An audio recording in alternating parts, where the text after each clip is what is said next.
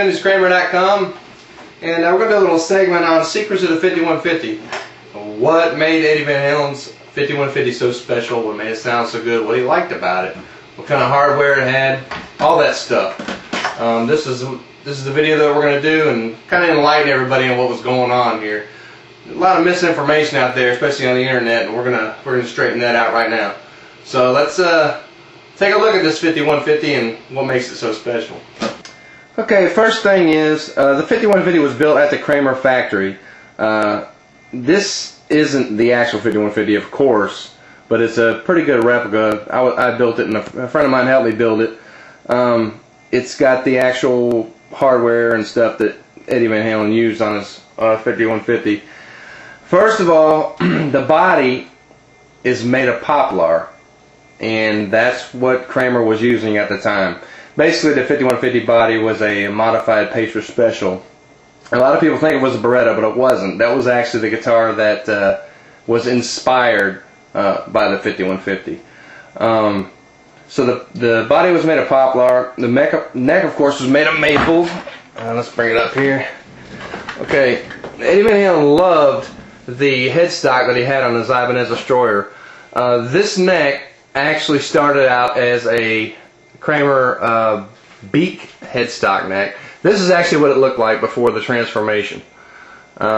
This is actually a Kramer Pacer Special from 1983, which is exactly what the 5150 is essentially. So this neck right here was mocked up. They added some wood to it. Actually, Paul Unkert did this work and formed it into the headstock that we know today.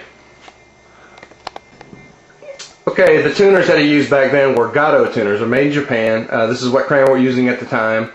And, well, actually mine has Schallers on it, but that's incorrect. They're supposed to be Gatos. They're not marked. Later on they marked them. But as you can see, they look like Schaller minis, but they're not. Actually, a Schaller is actually a better tuner in my opinion, but if you want to be accurate, you know, you need to go with the Gatos. Okay, this is what a Kramer neck plate looked like back in the day. Actually, it says made in USA, but that's a loose term. Actually, the necks back then were not made in the USA. They were made by ESP when they were first starting out, so actually made in Japan. The bodies were made in USA, but not by Kramer. They were made by a Connecticut-based company called Sports, who also made like decoys and duck decoys, stuff like that for hunting, gun stocks and whatnot. But they actually made the bodies for Kramer, and this is an example that time the Floyd Rose was coming out, and Kramer got the exclusive contract with them. Nobody else could use it at the time. This is the nut.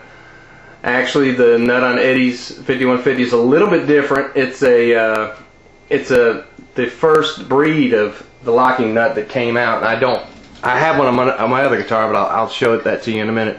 But let's go to the Floyd Rose, because the Floyd Rose is not on the 5150 is not your typical original Floyd Rose. It's actually a little bit different, and I'm going to show you the differences right now. Okay, this was actually the first version of the fine-tuning Floyd Rose, and there's been a couple things. There's a couple things missing off of this one. For one thing, I got one of the fine-tuners replaced with something else. The fine-tuners are different from an original Floyd Rose in that the stems on them are a little bit thinner, and they will not fit an original Floyd Rose. They're too small.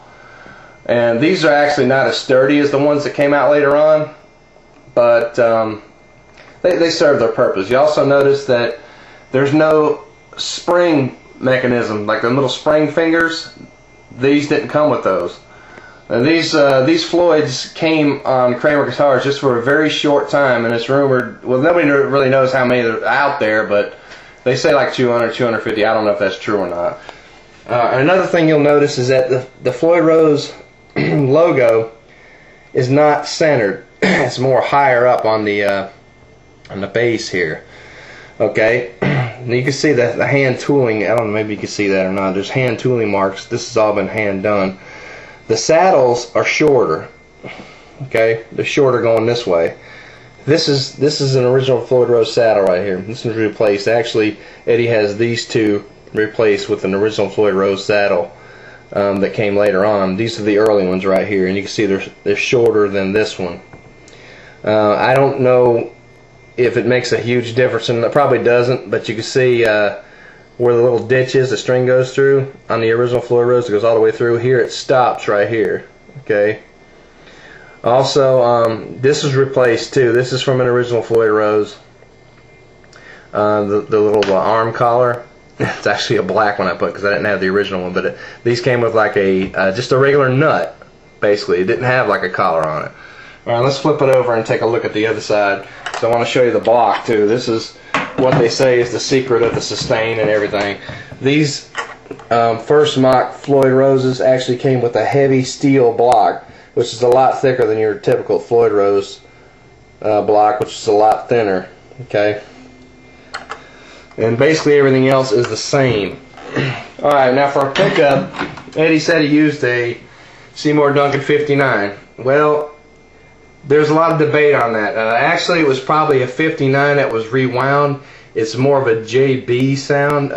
It's like a hotter 59, if you will. And a lot of rumors going around. We don't really know for sure, but it's probably something that was rewound by either him or probably more likely somebody that he knew at Kramer or something. Okay, the knob is your typical MXR control knob. I'm sure you got that off of there. And pretty much everybody knows that he used Schwinn bicycle paint for all this stuff. And these stickers that were pretty readily available back then, more like, I don't know if you put them on your house or whatever, they're reflective. Okay, we know that. And a little, this little thing I'm going to throw in right here. This is not actually a stripe. It wasn't a stripe on the 5150. It's a piece of black tape, and it was to show him where to plug in at. It's a little bit easier for him. Okay, now I'm going to get back to this nut here in a minute. Now let me pull my other guitar out and I'll show you how this differs a little bit too. Okay, this is another 83 Kramer Pacer Special, excuse me. This actually has the correct nut for the 5150, same nut the 5150 had on it. And you can tell it's a little bit different. It's a little bit more crude. I don't know if it was handmade or what, probably wasn't, but let me see if I can show you the differences. You see the little plates, the hold downs are slightly different. They got like a hump in the middle. Okay, and it still serves the same purpose. They're just a little bit different looking. Okay, here's the original Floyd Rose, the one that came out later on. That's it, the one everybody knows about. The plates on the 5151 were a little bit smaller, as you can see.